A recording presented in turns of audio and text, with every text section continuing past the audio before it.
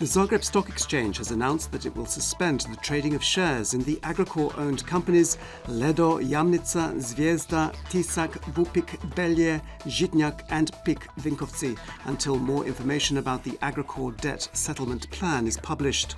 On Wednesday, Agrokor's government-appointed crisis manager Ante Ramljak presented to Agrokor's Temporary Creditors Council a draft of this plan, according to which a new centralised holding company would be formed in which 5,700 creditors, meaning Agrokor's suppliers, banks and bondholders, would be the shareholders. Only assets from the healthy part of the food concern would be transferred to this company, which would be released from any guarantees and debts accrued by the old company.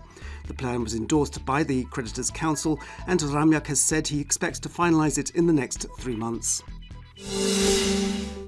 Agrokor's founder and ousted owner Ivica Todorić has published another blog in reaction to Ramljak's debt settlement plan. He complains that he has no recourse whatsoever to legal mechanisms which could protect his rights and prevent the squandering of his company's assets.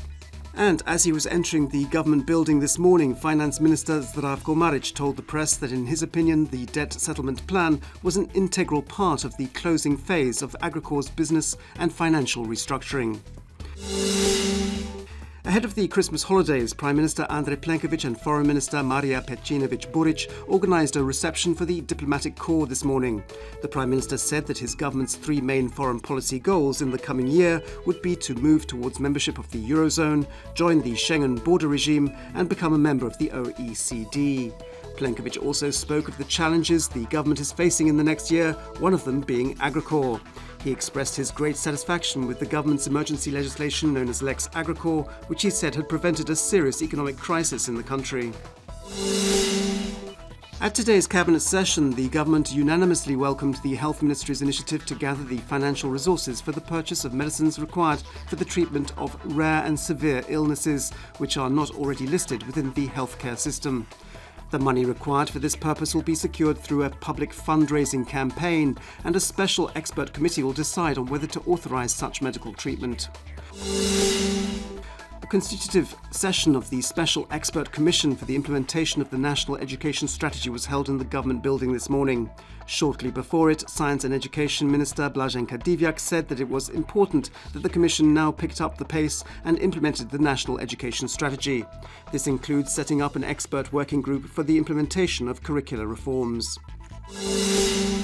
Sport, and at the Croatian Olympic Committee's annual awards ceremony last night, women's discus thrower Sandra Perković was named Best Sportswoman of the Year for the 6th time, while world champion in the gymnastics horizontal bar discipline Tin Srbić was declared Best Sportsman.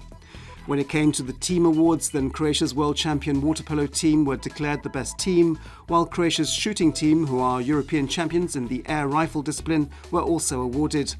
Croatian rowers, the Sinković brothers, were named the most successful sporting pair. In basketball, Zagreb Cedevita was defeated in the 9th round of the Euro Cup last night by the Russian side Unix. The score was 78-61. Despite this defeat, Cedevita have qualified for the top 16 playoffs. This afternoon's forecast calls for sunny weather on the coast and in the Istrian and Dalmatian interiors. Northern regions will see variable cloud cover and there might be some passing light precipitation in places. There will be a frequent moderate to strong northeasterly Buda wind on the coast with gale-force gusts in places. Highest daily temperatures will be between 1 and 5 degrees Celsius, between 6 and 11 degrees on the coast and in the Istrian and Dalmatian interiors. The rest of the week will become increasingly warmer, although the early mornings in inland regions will continue to see sub-zero temperatures. Thanks to some passing, heavier, cloudy periods, there will be a small chance of some sporadic light precipitation.